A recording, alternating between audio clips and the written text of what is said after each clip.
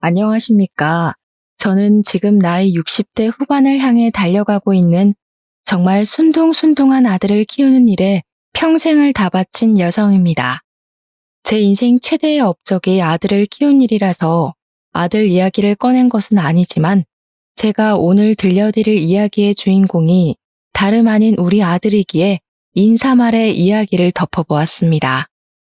저도 참 아들 하나 키우면서 굳은 일을 도맡아 하며 제 인생의 기구함을 뼈저리게 느끼며 살아왔지만 그 어떤 일들보다 우리 아들과의 일이 참으로 대단했습니다.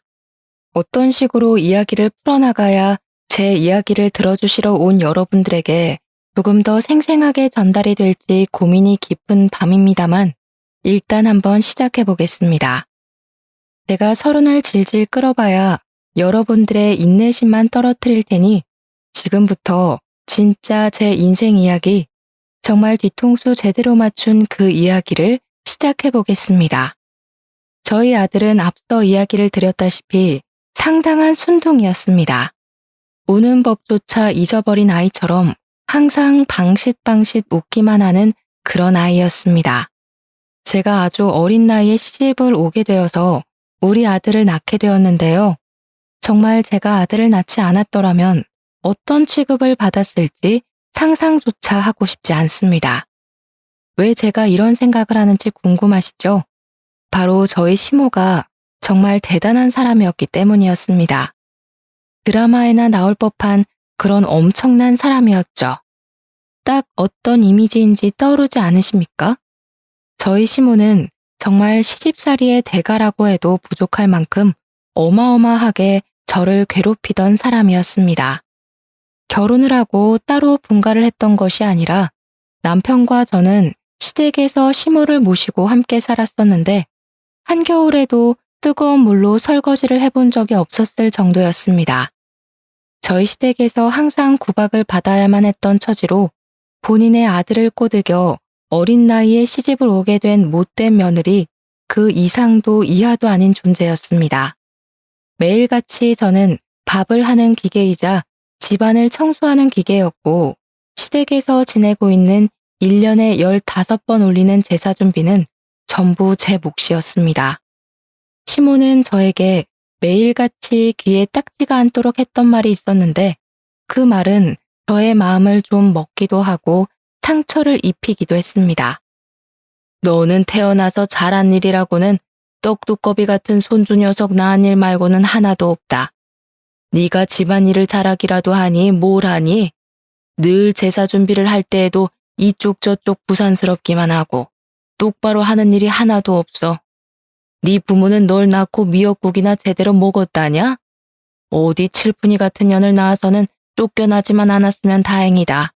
그리고 내가 분명 홍사과를 두라고 했더니 말도 안 되는 청사과를 가져와서는 지아비한테 먹이고 앉았어?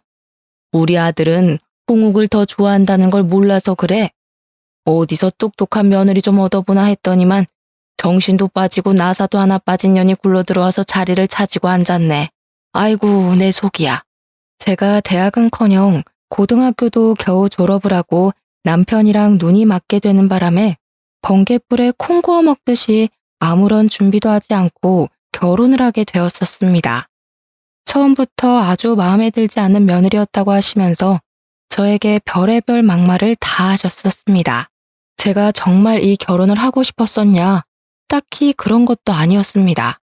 남편이 일방적으로 저를 쫓아다니며 저와 결혼을 하고 싶다고 졸랐고 집안에 재산이 꽤 많았던 시댁에 저를 시집 보내고 싶었던 부모님이 남편과 결탁을 한 것이었습니다. 제가 거의 팔려왔다고 생각해도 과언이 아닐 만큼 남편은 친정을 향해 물량 공세를 퍼부었고 저희 부모님은 이 정도 재력이면 우리 딸이 먹고 사는데 불편함이 없겠거니 하신 겁니다. 이런 막장의 성격까지 괴팍한 시모가 존재할 거라고는 생각도 못하시고 저를 이 지옥의 구렁텅이 속으로 밀어버린 것이었습니다. 저희 부모님도 시골 촌구석 중에서도 구석에서 평생을 살아오셨던 분이시기 때문에 땅 부잣집에 시집 가는 것이 인생을 꽃피우는 것이라고 생각하셨던 것입니다. 제가 얼굴 하나는 꽤 반반했기 때문에 남편도 저를 좋아하게 되었고 그 덕분에 남편의 사랑을 받아서 시모의 시집살이를 조금 더 견딜 수 있게 되었습니다. 하지만 시모는 항상 저에게 제가 견디기 힘들 정도의 폭언을 쏟아내셨고 저는 그런 시모에게 꼼짝도 못하는 멍청한 며느리였습니다. 망할 년, 아주 팔자가 펴도 한참 폈지.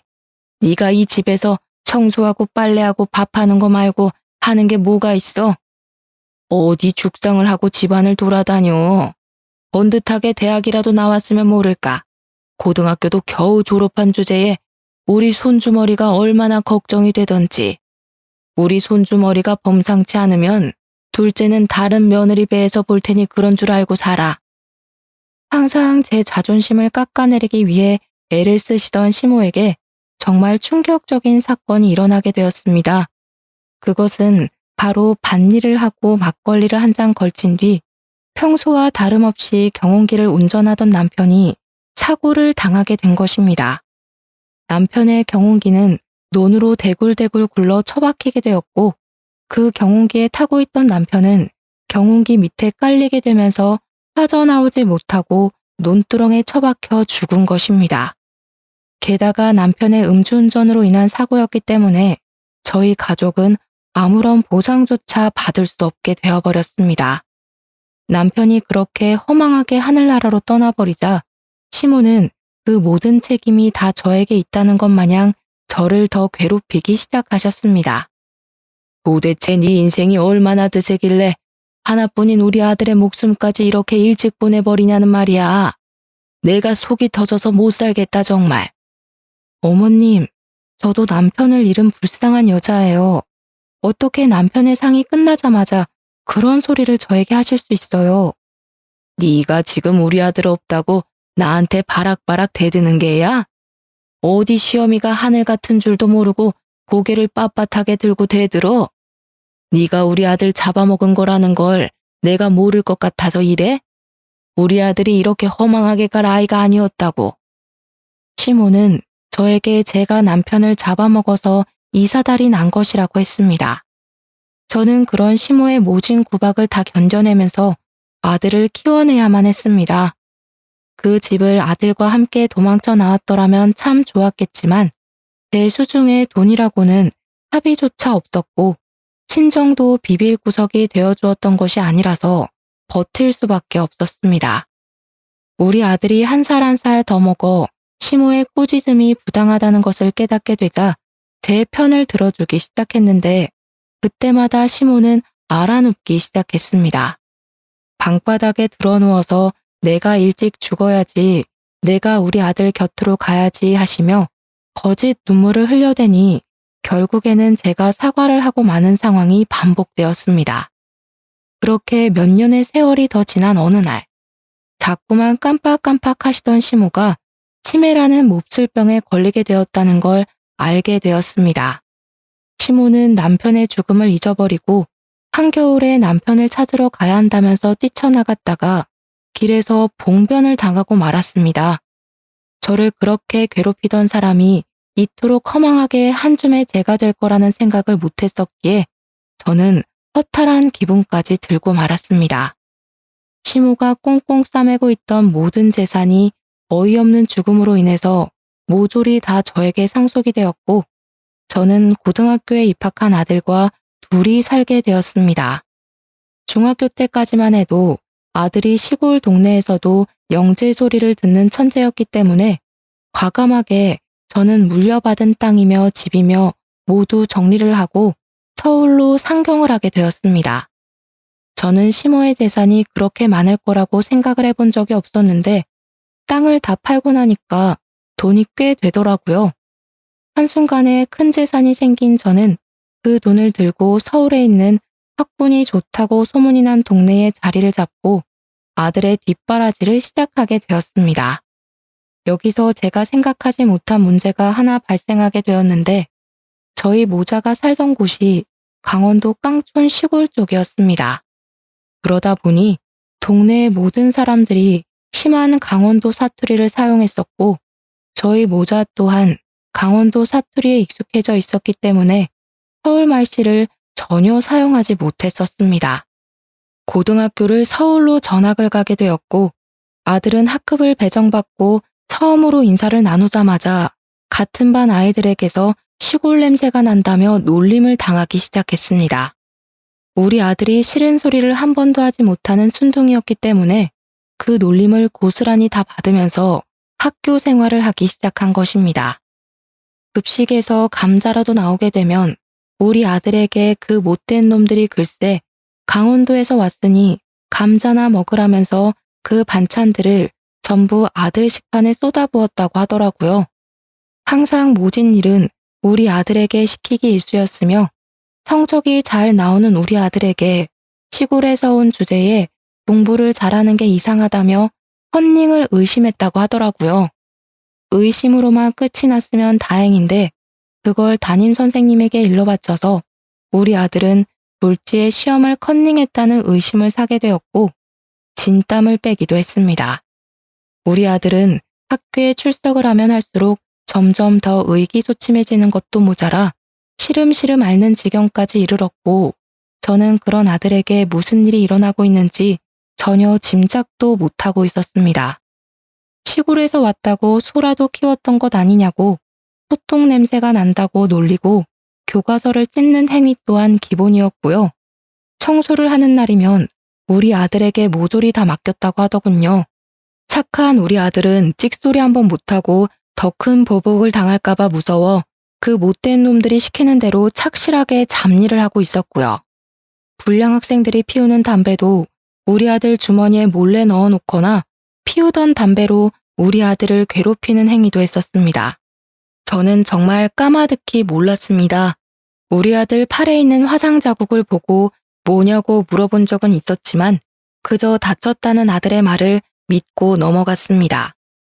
우리 아들은 학창 시절에 당했던 트라우마로 인해서 불량 학생, 학교 폭력 피의자에 대한 혐오가 생겼고 태어나서 지금까지 담배는 입에도 대본 적이 없는 놈입니다. 아들은 버티다 못해서 저에게 학교를 그만두고 싶다는 식으로 말을 했지만 저는 아들의 이야기를 들어줄 생각도 하지 않고 혼을 내기만 했습니다. 학교도 제대로 졸업하지 않고 무슨 생활을 어떻게 하고 지낼 거야. 사람이 학교는 무조건 졸업해야 한다. 이래서 대학은 어떻게 갈래? 나중에 취업할 때는? 고등학교도 제대로 졸업 못했다고 하면 사람들이 어떻게 생각하겠어. 우리 아들은 제가 시모에게 그렇게 당할 때마다 제 편을 들어주었던 아이였는데 저는 아들의 편을 들어주지 않고 늘 강요만 하고 있었습니다. 결국 반 아이들의 괴롭힘이 도를 지나치자 우리 아들은 그냥 죽어버리고 싶다면서 저에게 모든 히스테리를 다 부리기 시작했습니다. 그제야 아들의 이야기를 전해 듣게 된 저는 충격을 금치 못했습니다. 우리 아들이 학교 폭력의 피해자라는 사실이 소름 끼치도록 무서웠습니다. 저는 바로 학교에 찾아가서 담임 선생님이고 교장, 교무부장 할 것 없이 사태에 대해 고발하고 그냥 넘어갈 수 없는 일이라는 것을 피력했습니다. 하지만 가해자 놈들이 돈도 꽤 있는 집안이고 사회에서나 학교에서나 영향력을 행사하는 그런 집안의 아들이었던 것이었습니다. 학교에서 계속 쉬쉬하려고 하면서 저를 설득하려고 하더라고요. 요즘 애들이 수능 준비로 예민해서 그런 겁니다. 애들끼리는 다 다투고 그럴 수도 있죠. 제가 화해시키겠습니다. 우리가 지금 강원도 시골에서 왔다고 이런 식으로 무시를 하는 겁니까? 선생이고 학생이고 하나같이 전부 어떻게. 두고 보세요. 내가 가만히 있지 않을 겁니다. 그 당시에는 학교폭력위원회라는 게 없었던 시절이었습니다. 그러니 선생이 편을 들어주지 않으면 아무런 조치도 취할 수 없었던 시절이었던 것입니다. 그냥 학교에서 알아서 처리를 해버리고 피해자들이 억울하게도 숨어 지내야 하는 그런 불편한 상황만 쭉 존재하던 시절이었습니다. 저는 결국 참지 못하겠다는 아들에게 자퇴를 한 뒤에 검정고시를 준비해서 대학에 가자고 이야기를 했습니다. 우리 아들은 1년이라는 시간을 꿋꿋하게 버텨냈지만 앞으로 2년이라는 시간 동안 가해자들을 봐야 한다는 것이 너무 무섭다고 자퇴를 결심하게 되었습니다. 우리 아들이 자퇴를 하던 그날까지도 가해자 놈들은 뻔뻔하게 웃으면서 나타나 저와 아들을 조롱하고 의지가 없는 놈이라며 놀려댔습니다. 저는 마지막까지도 우리 아들을 조롱하는 것을 멈추지 않던 그놈들에게 깊은 분노가 일었고 그 자리에서 참지 못하고 그놈들의 뺨을 갈겨버렸습니다. 세차게 연달아 뺨을 갈겨대자 그들도 어찌하지 못하고 뺨만 부여잡고 저와 아들을 바라보더라고요. 어른의 분노에 이렇게 수그러들 아이들인데 어찌 그리 고약한 짓을 하고 다니는 건지 정말 신물이 날 지경이었습니다. 너희들이 고소를 하고 싶다면 어디 끝까지 해보거라. 앞으로 너희가 어떤 사람이 되어 무슨 일을 하던 나는 기필코 복수를 하고 말 테야. 그 뒤로 아들 손을 잡고 학교 밖으로 나오면서 저는 복수를 하겠다고 다짐 또 한 번 다짐을 했습니다. 저는 마음을 가다듬고 바로 교육청에다가 전화를 걸어서 학교에 태어난 작태를 고발했고 이 사건은 꽤 큰 사건이 되었습니다.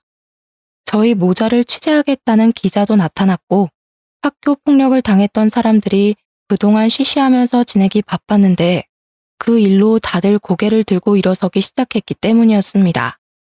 결국 가해자들이 주변 사람들의 시선을 견디지 못하고 저희 모자를 찾아와 사과를 하고 용서를 구했지만 저희 모자는 그들을 용서해주지 않고 돌려보냈습니다.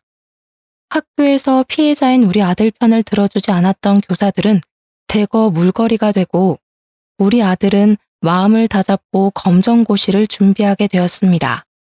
혼자서 공부를 하는 게 의외로 잘 맞는지 문제집을 반복해서 풀어가며 공부를 하고 스스로 해결책을 찾아가는 우리 아들이 너무나도 대견했습니다. 우리 아들의 의지력은 정말 대단했기에 검정고시를 한 번에 다 통과를 하게 되었고 2년이라는 시간을 스스로 노력한 끝에 명문대에 입학을 하게 되었습니다. 정말 우리 아들이 국내에서 가장 유명하다는 대학에 입학을 했을 때 제가 얼마나 뜨거운 눈물을 흘렸는지 아무도 모를 겁니다.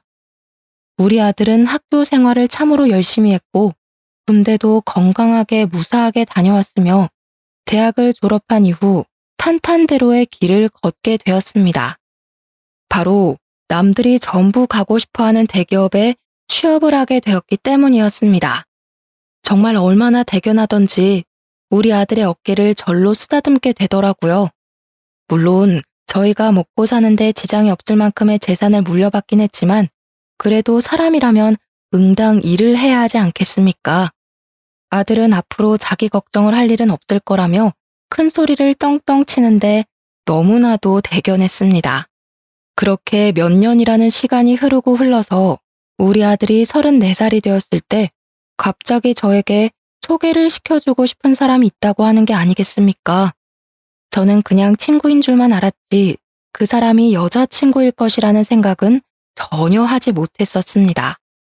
아들이 식당에 저를 데리고 가서 그 사람을 소개해 주겠다고 하는데 걸어 들어오는 사람이 여자인 것이 아니겠습니까?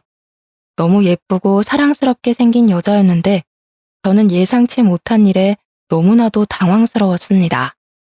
자신의 여자친구를 소개해주는 자리라면 적어도 미리 언지를 해주어야 제가 준비도 하고 꾸미기도 할 것이 아니겠습니까?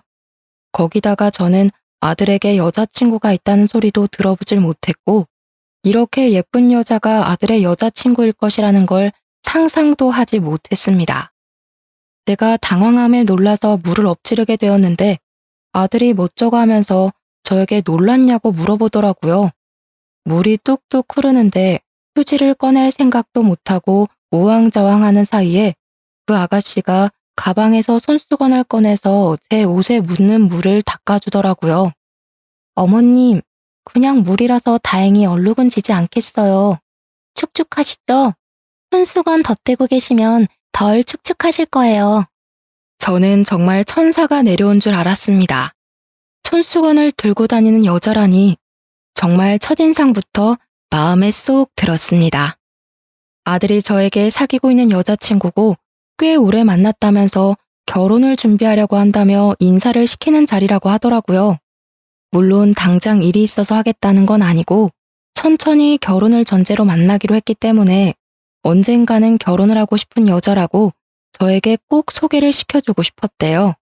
그 이야기를 하는 아들의 옆에 앉은 아가씨는 얼굴에 환한 미소를 머금고 있었는데 정말 예뻐도 너무 예뻤습니다.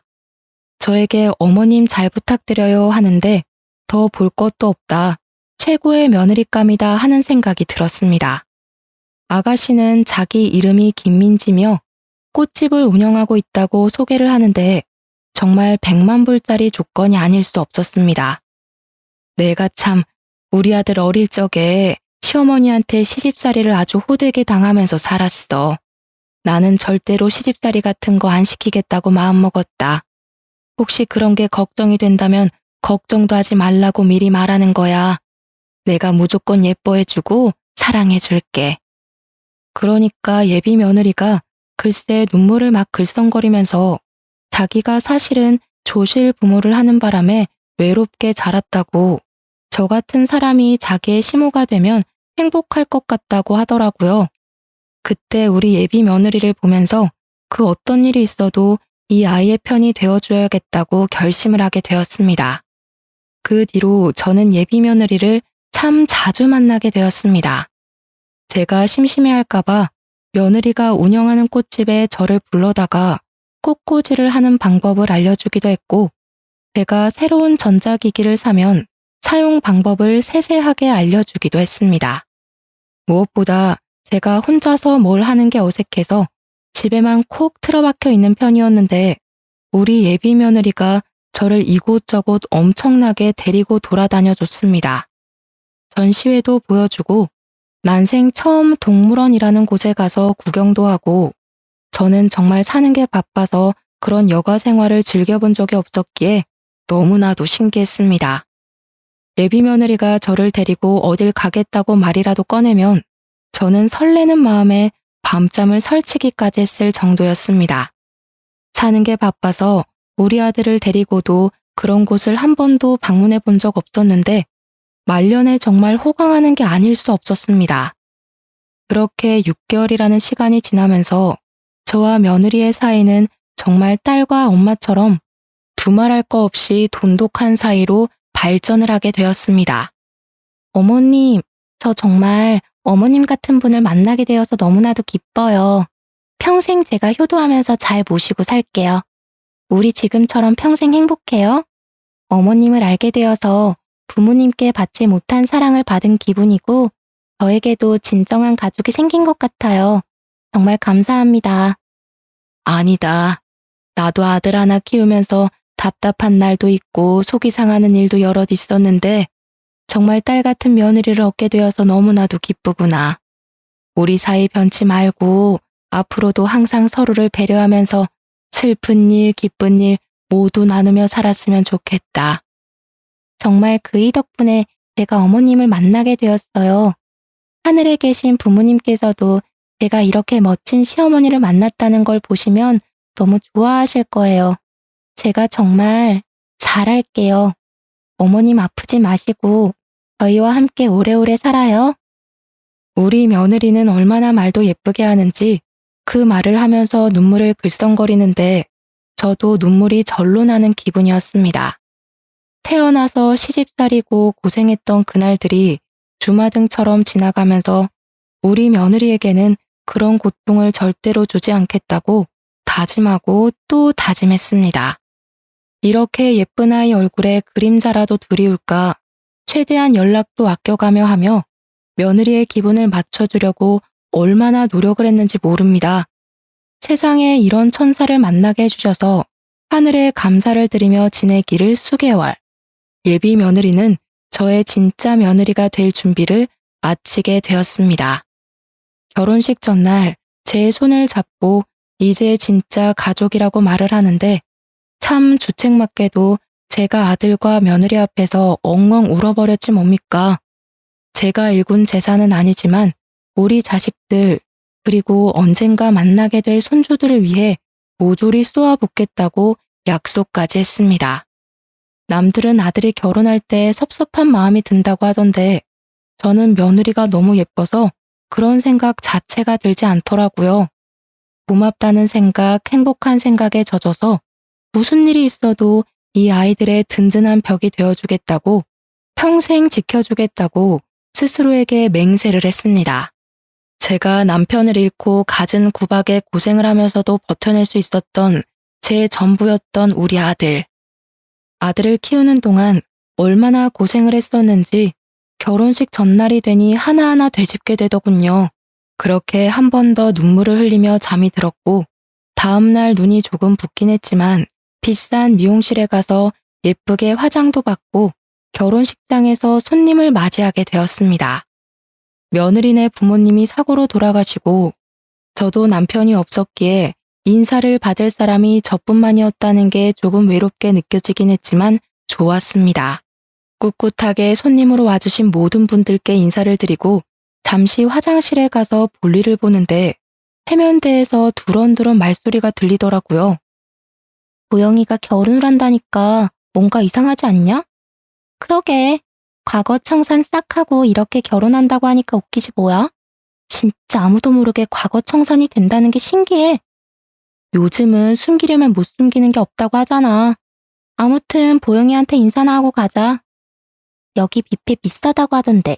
얼마 전에 진이가 결혼식장 알아보는데 여기 비싸서 못하겠다고 했다더라. 진짜? 꽃장식도 비싸 보이긴 하더라. 보영이 그거 아주 제대로 봉잡았나 본데 배 아파서 어쩌냐?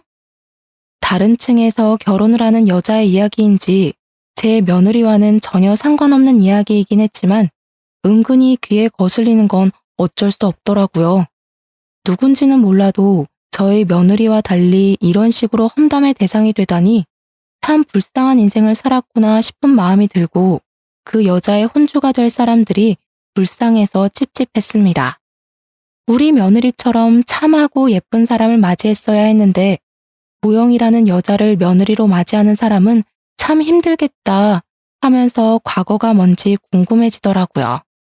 아무튼 저는 식이 곧 시작된다는 말에 떨리는 마음으로 식장에 가서 앉았고 결혼식이 시작이 되었는데 슬쩍 주위를 둘러보니 뭔가 이상하더라고요. 신부 측 하객들 사이로 우리 며느리랑은 결이 좀 맞지 않는 듯한 친구들이 몇 명 보였습니다.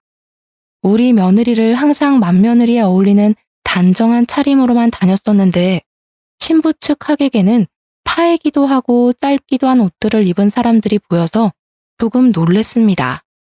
물론 요즘 사람들이 각자의 취향을 존중하면서 산다고 하지만 결혼식인데 저런 차림이 맞는 건가 하는 생각이 들긴 했습니다.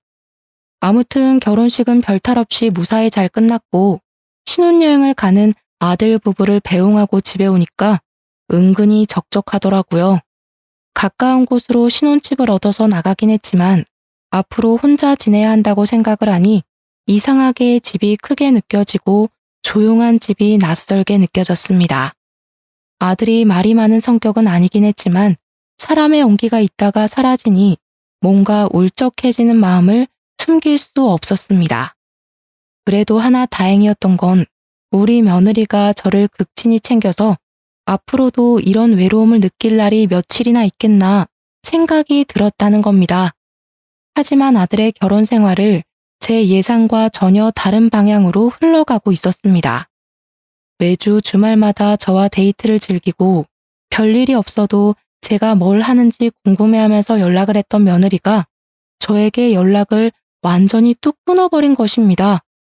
제가 먼저 며느리에게 연락을 해서 이번 주에 뭐 하냐? 같이 놀러라도 갈까? 하고 물어보면 바빠요. 딱 3글자만 도착하고요. 이번 주에는 꽃시장에 가야 해서 시간이 없다길래 같이 꽃시장 구경을 따라가고 싶다고 했더니 거길 저보고 왜 따라오냐고 차갑게 말하더라고요. 저를 만나러 올 생각도 연락을 할 생각도 하지 않고 차갑게 구는 며느리가 이상하게 느껴졌습니다. 오죽하면 제가 아들에게 혹시 뭐 실수한 부분이라도 있냐고 물어볼 정도로 며느리의 태도가 확 바뀌었습니다. 그런데 아들도 별 대수롭지 않게 민지가 바빠서 그런 걸 거라며 요즘 SNS를 열심히 하고 있다고 대답을 하더라고요. 그게 뭐냐고 물어보니까 저에게 뭘 하나 가입해서 며느리의 SNS를 구경하는데 꽃꽂이한 사진을 엄청나게 올렸더라고요. 꽃 만든 사진 밑에 모르는 사람들이 너무 예뻐요, 저도 사고 싶어요 하는 댓글들이 달리더라고요. 신기해서 매일같이 며느리의 SNS 계정을 구경하면서 시간을 보내고 있었습니다. 그러다가 하루는 너무 적적하고 마음이 공허해서 아들 부부에게 연락을 해서 밥이라도 함께 하자고 약속을 잡았습니다. 아들 부부는 흔쾌히 알겠다고 했지만 예약한 시간이 다 되어서 아들의 회사에 급한 일이 생기는 바람에 아들은 자리에 참석하지 못하게 되었습니다. 결혼 후에 은근히 태도가 바뀐 며느리와 단둘이 밥을 먹으면서 어색한 공기가 흐르고 며느리가 눈도 마주치지 않고 말 한마디 없이 밥을 먹는 걸 지켜봐야 했습니다. 다 늙어서 이게 무슨 짓인지 모르겠지만 며느리의 기분을 맞춰주고 싶어서 분위기를 만들어 보기 위해 애를 쓰고 있었습니다. 말도 많이 걸고요. 일부러 더 힘든 거 없냐, 우리 아들이랑은 잘 지내냐 하면서 이야기를 하는데 며느리는 대충 대꾸하고 말더라고요. 영 침침한 기분이 가시질 않고 오해가 쌓여있는 게 있다면 말로써 풀어내는 게 서로의 관계에 더 도움이 되지 않겠습니까? 며느리야, 혹시 이 시애미에게 뭔가 서운한 거라도 있니? 아님 불편한 게 있는 게야? 아니요, 없어요. 이런 질문을 하시는 것 자체가 불편하네요. 너무 차갑고 무뚝뚝하게 말을 하는 며느리에게 놀라서 저는 그 자리에서 딱 굳어버리고 말았습니다. 저는 눈치를 보다가 결국 밥을 다 먹고 찝찝한 마음에 계산을 하려고 하는데 며느리가 저를 쳐다보지도 않고 가방을 뒤적거리면서 말을 하더라고요. 그이가 저보고 계산을 하라고 그랬어요. 저는 제가 사주고 싶은 마음에 며느리에게 카드 꺼내지 말라고 제가 계산을 하겠다고 며느리의 가방을 살짝 쳤고 며느리는 가방을 뒤지다가 그만 가방을 놓치고 말았습니다. 그런데 떨어진 가방에서 며느리의 물건이 쏟아져 나왔는데 거기에 담배가 떡하니 있는 게 아니겠습니까? 저는 너무 놀랐습니다. 식당인 것도 까먹은 채로 며느리에게 큰 소리로 말을 하고 말았습니다. 예, 너도 담배 피우니? 아씨. 당연히 며느리가 담배를 피운다는 것 자체도 충격적이었으나 며느리가 인상을 팍 쓰면서 저에게 아이씨라고 비속어를 뱉은 것도 너무나도 충격적이었습니다. 항상 제 앞에서 바르고 고운 말만 썼던 우리 며느리 입에서 아이씨라니 정말 경악을 금치 못해 입을 떡 벌리고 있었다고 하면 상상이나 가실까요? 제가 아무런 말도 하지 못하고 며느리의 얼굴만 쳐다보고 있자 며느리가 인상을 풀지 않고 저에게 소리를 지르더라고요. 어머님, 제가 계산한다고 했잖아요. 순간 계산대 앞에 있던 종업원까지 전부 놀라서 며느리와 제 얼굴을 번갈아가며 쳐다봤으니 분위기가 어떤지 아시겠죠? 저는 일단 며느리에게 담배를 끊으라고 강요를 할 수 없는 부분이라 생각해서 최대한 조심스럽게 조언을 주었습니다. 우리 아들이 담배라면 치를 떠는 놈이야. 학창시절에 겪은 사건들이 조금 있어서 절대로 담배는 안 쳐다보는 놈이니까 고개라도 들키지 마라. 그러니 며느리가 고개를 끄덕이면서 자기가 나중에 때가 되면 다 끊으려고 했다면서 걱정하지 말라고 뻔뻔하게 말을 하더라고요. 제가 그런 뻔뻔함에 놀라서 시선을 피하자 갑자기 애교 있는 말투로 아들에게는 꼭 비밀로 해달라고 자기가 알아서 하겠다면서 팔짱을 끼는 게 아니겠습니까? 며느리의 가면이 확확 바뀌는 것이 놀라웠지만 내색을 하지 않고 제가 예뻐하는 며느리에게 알겠다고 아들에게는 꼭 비밀로 해주겠다고 약속까지 걸었습니다. 그렇게 몇 개월이 더 지나고 오랜만에 저희 집에 모여서 아들 부부와 식사를 하게 되었는데 TV를 틀었더니 뉴스에서 학교폭력에 관한 내용을 다루고 있었습니다. 요즘은 학교폭력위원회다 뭐다 처리도 되게 잘해주기도 하지만 법이 개정되어야 할 부분이 있다면서 심화 있는 내용을 다루고 있었습니다. 아들과 저는 그 뉴스를 보면서 예전 생각이 나서 이런저런 이야기를 나누었습니다. 세상 참 좋아졌다. 예전에는 저런 일 있으면 가해자 편에 서서 쉬쉬하기 바빴는데. 그러게나 말이다. 그래도 저런 일은 더 피해자 편으로 서줘야 돼. 가해자들 얼굴 공개도 다 해야 되고. 아들과 떠드는데 며느리 표정이 별로 좋지 않고 밥도 깨작깨작 뒤적이며 먹더라고요. 혹시 밥이 맛이 없나 아니면 다른 일이 있나 싶어서 어디 불편하냐고 물어보니 소화가 잘 안 되어서 밥을 못 먹겠다고 하는 게 아니겠습니까? 저는 며느리가 영 피곤해 보여서 얼마나 걱정이 되었는지 집으로 빨리 가보라고 등을 떠밀었습니다. 그런데 말입니다. 제가 시모가 치매로 사고를 당한 이후부터 마음 붙일 곳이 필요해서 교회를 다니고 있었습니다. 우리 아들이 학교 폭력으로 인해서 많이 힘들어했을 때부터 다니고 있었는데 시모의 사고 이후에 완전히 종교에 빠지게 된 케이스였습니다. 제가 권사 자리까지 하고 있으니 얼마나 열심히 교회를 다녔는지 아시겠죠? 그러던 어느 날 우리 교회에 꽤 친하게 지내는 젊은 집사가 저에게 다가오더니 머뭇거리면서 이야기를 꺼내더라고요. 권사님 며느리 이름이 뭐라 그러셨었죠? 민지야, 민지. 김민지. 이상하네.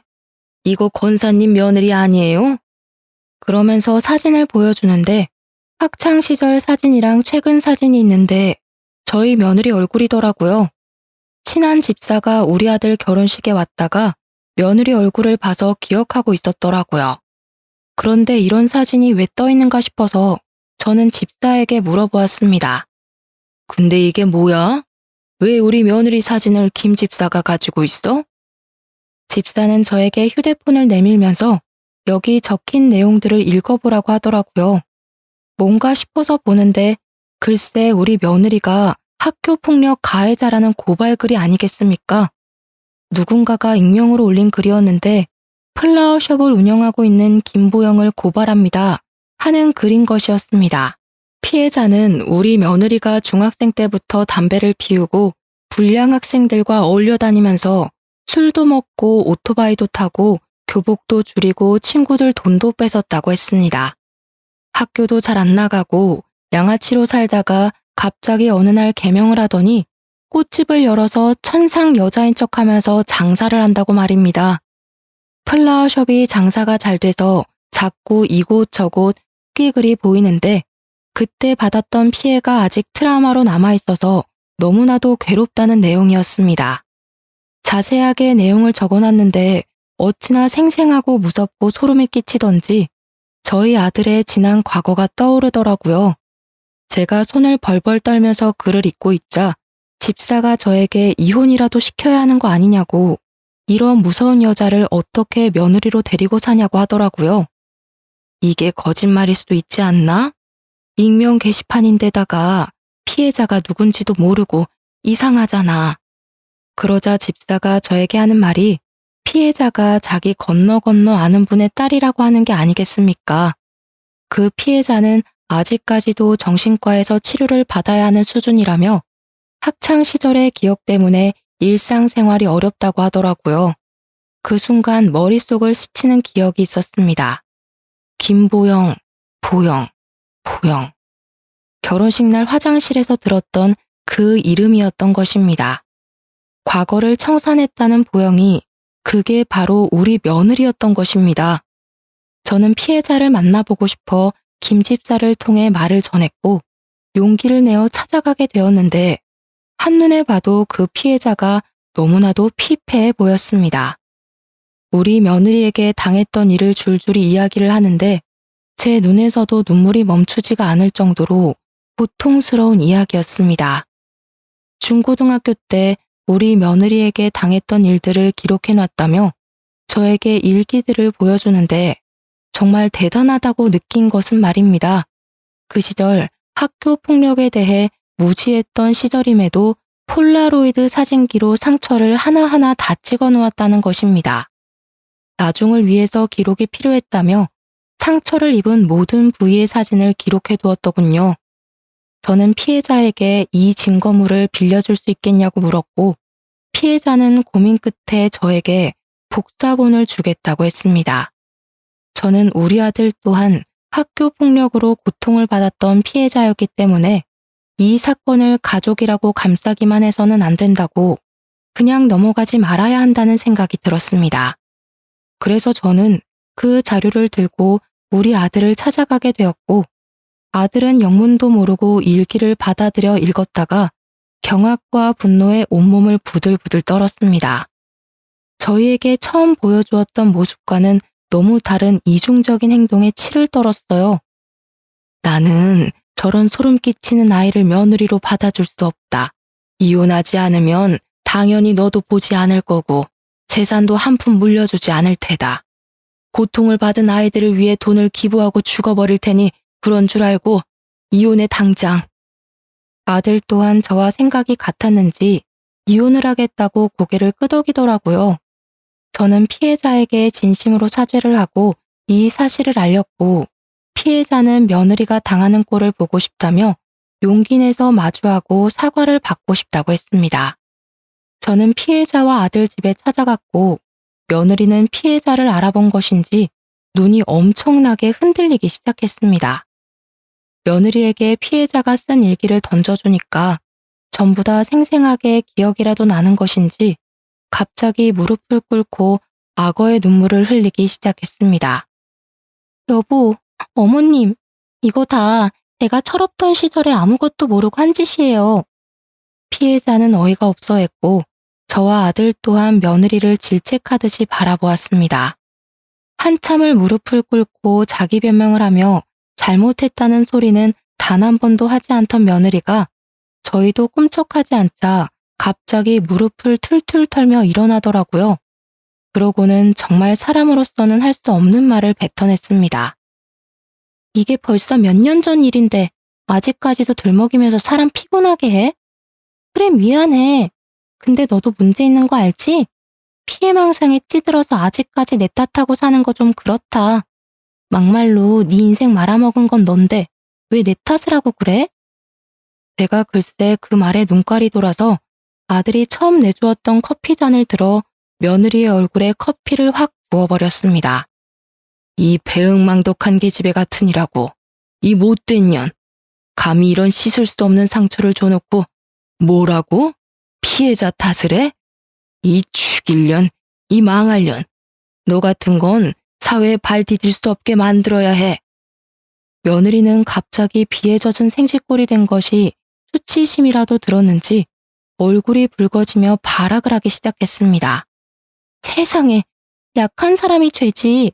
나는 잘못한 거 없다니까. 제가 다른 친구들한테 당할 때 나는 그저 거던 것 뿐이야. 억울해. 모든 가해자들은 장난이었다고, 자기 잘못은 없다고들 말해. 나는 내 와이프가 그런 파렴치하고 몰상식한 여자인 줄 몰랐다. 작정하고 연기를 하면서 나를 속였다는 걸 지금 이 꼴을 보니까 알 수 있네. 너 같은 년은 콩밥 제대로 한번 먹어야 해. 세상에 사람을 돌로 쳐야지만 살인인 줄 알아? 네가 한 행동은 한 사람을 죽인 거나 다름없는 행동이야. 평생 속죄해도 모자랄 판에 억울해? 물려받을 재산이 얼마나 많은데 내가 이혼을 해줘? 누구 좋으라고? 그러자 아들이 며느리의 뺨을 냅다 갈겨버리는 것이 아니겠습니까? 뺨을 맞은 며느리는 휘청거리며 바닥으로 내동댕이 쳐졌습니다. 여기 일기에 적힌 거 보니까 이런 식으로 세뇌드는 기본으로 때렸더라. 맞아보니까 어때? 너도 똑같이 당하고 싶으면 이혼하지 말고 버텨봐 한번. 어떻게 당신이 나를 때릴 수가 있어? 너도 그러고 살았는데 나라고 왜 못해? 아주 재미있겠다. 네가 했던 짓 그대로 나한테 당하면서 살면 그때는 반성이 좀 되려나? 여기 보니까 물도 뿌리고 옷도 훔치고 못된 짓을 아주 많이 했던데. 얼굴도 들고 다닐 수 없을 정도로 해줄게. 며느리는 그제야 두려움에 부들부들 떨기 시작했습니다. 주랭랑을 치듯이 뒷걸음질을 치던 며느리는 그대로 집을 나가버렸고, 저희는 피해자에게 다시 한번 진심으로 사과를 했습니다. 그 이후에 아들은 결단력 있게 소송을 준비했고, 피해자 또한 고소를 진행하기로 결정을 내렸습니다. 며느리의 꽃집은 일파만파 퍼진 그 글 덕분에 사람들에게 테러를 당하게 되었고, 결국 가게마저 접게 되었습니다. 사진이며 이름이며 전부 떠도는 바람에 동네는 물론이고 그 어디에서도 얼굴을 들고 다닐 수가 없게 되었다는 소식을 접하게 되었습니다. 아들의 이혼은 빠르게 정리가 되었고 당연히 결혼 파탄의 원인이 된 며느리가 위자료를 물어주게 되었습니다.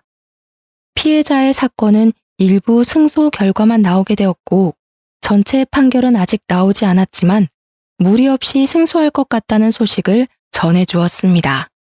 이 사건은 개인 방송을 통해서 퍼지다가 결국 뉴스에까지 나오게 되었고 사람들이 주시하고 있는 사건이 되어서 법원도 가해자의 편을 쉽게 들 수 없을 것이라 변호사가 설명하더군요. 모든 일이 저희 손을 떠난 지금 우리 아들은 이혼의 아픔을 치유하고 있는 중입니다. 이유가 명확한 이혼이었기에 아들은 힘들지 않게 정리를 할 수 있을 거라 말을 하긴 했지만 정부치고 산 세월이 있었기에 저는 묵묵히 아들의 곁을 지키고 있는 중입니다.